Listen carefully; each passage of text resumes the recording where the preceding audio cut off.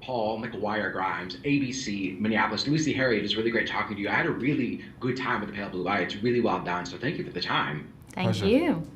Yeah. Now, there's one of the things I love about it is this mystery element, the intrigue. It really kept me guessing. So what were your reactions as you were reading your script, and when did you figure it out? Lucy, why don't you start that one? I don't know. I think going into a script like this, of this specific genre, and especially with Edgar Allan Poe as the kind of the center point of it all, you know, to a certain extent, the tone or the journey that you're going to be taken on.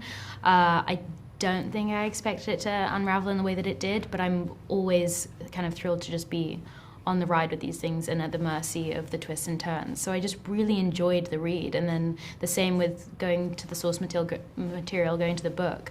And I think there's such a vivid sense of each character. They're so kind of colorful and different and idiosyncratic.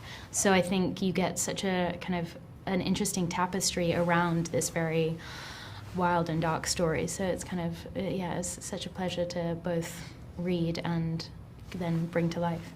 Yeah, I think I remember reading it really clearly, actually, and we were saying it's an interesting way of kind of interpreting a piece of work, because you're in the minority of the people that will actually experience it in that way. Most people will watch this film and take it in as it was intended to be kind of seen in its full kind of like a real holistic kind of experience, you know, with sound and performance and light and everything. Whereas you see it on the page, and it's kind of partly your responsibility to, as I suppose the job, just to kind of bring it off the page and make it real for yourself.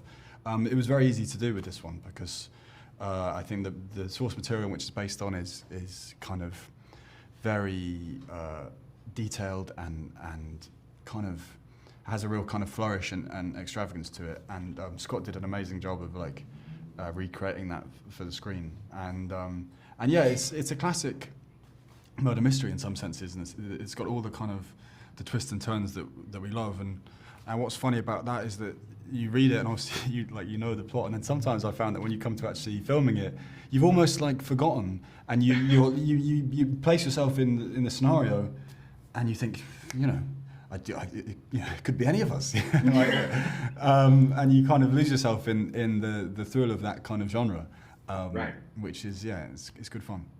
I love it. That's great. Did you both do research into Edgar Allan Poe as a person to kind of get into this world, and what maybe surprised you both about who he was?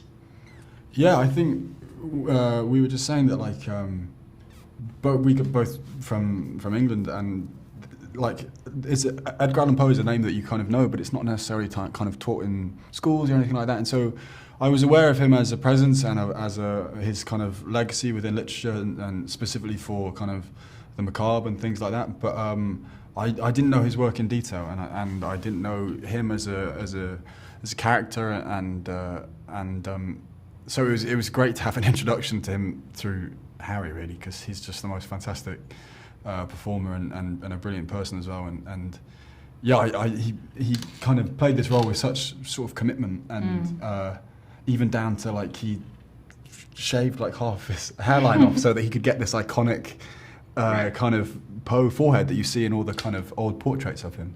And so in many ways, like, my exposure to this figure was completely fictional, and I don't feel like I lost out for it, because the legacy of that character and that man is on the imprint of, you know, it's in the DNA of this movie, I think.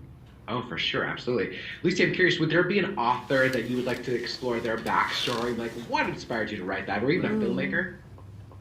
Yeah, I think this has been a really interesting insight into that, because I'd never thought of Edgar Allan Poe intimately, like as a person and as the child who had experiences that led to this level of kind of gothic work and all that he wrote. So I think I'd probably go in the direction of gothic and horror writers. And there's a gothic writer who's contemporary who I really love, Helen Oyeyemi, and she seems really sweet, and then writes these very abstract, poetic, lyrical, dark books So yeah, I'd go see her biopic, definitely. I'm going to be adding her to my reading list right now, so thank you for that. I got the wrap. It was great talking to both of you today, and I really hope people enjoyed this like I did, so thank you. Thank you so much. McGuire Grimes, ABC, Minneapolis. Scott, it is really great talking to you today. I had a lot of fun and really enjoyed the Pale Blue Eye, so thank you for the time today. Oh, thank you. I love Minneapolis. I love your museum, and I love Husker Du.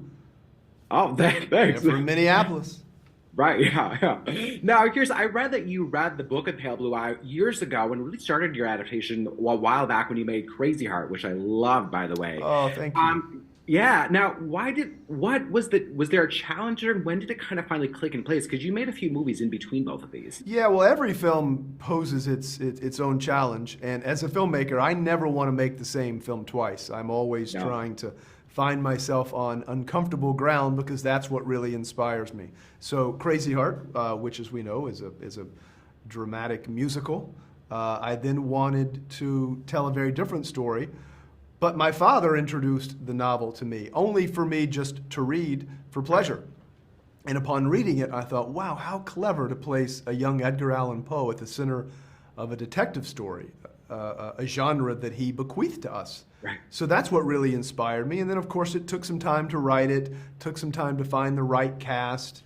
My relationship with Christian Bale, both on screen and off, has deepened over the years. And ultimately, I started to tailor the part for him, and he grew aged into Augustus Landor perfectly, and here we are.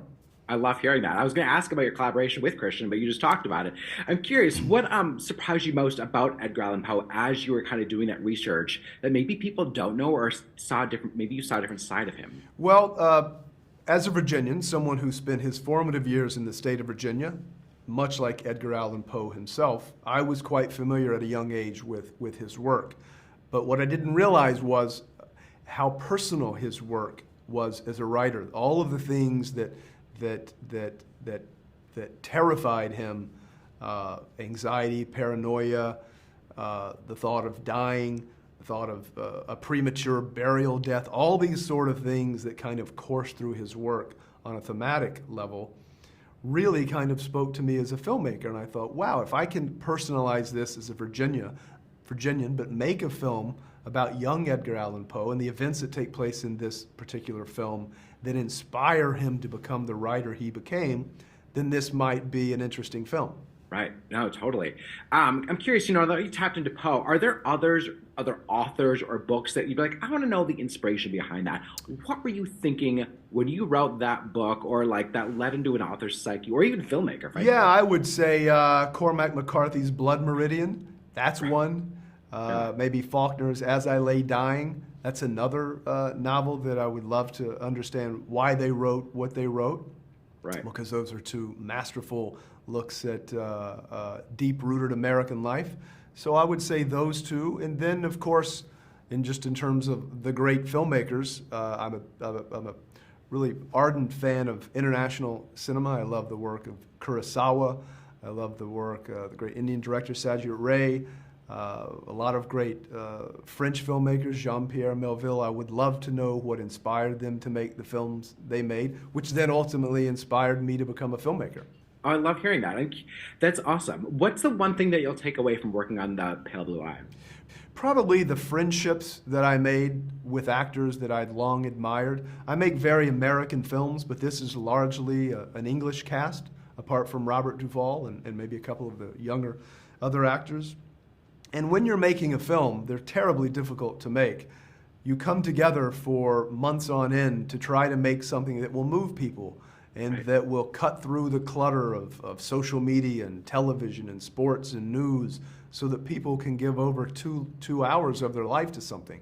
And it better be good if you're gonna try to cut through that clutter. So through that process, you're forging hopefully deep and lasting friendships. Oh my God, Christian Bale. Yes. Do you write with him in mind? I mean, you've worked with, this is your third time. Do you write with him in mind? He talked about how you just give him scripts from time to time to read. Yes, I do write with Christian. After my first film, Crazy Heart, that you brought up earlier, I wrote my second film, Out of the Furnace, with Christian in mind. I didn't know him. And then through making that film, our friendship really deepened. And then I wrote The Western Hostiles for Christian. And then as I was dusting this off, tailored it specifically for Christian. But he also sees the movies that I make that he isn't in, and he's the first to read my screenplays.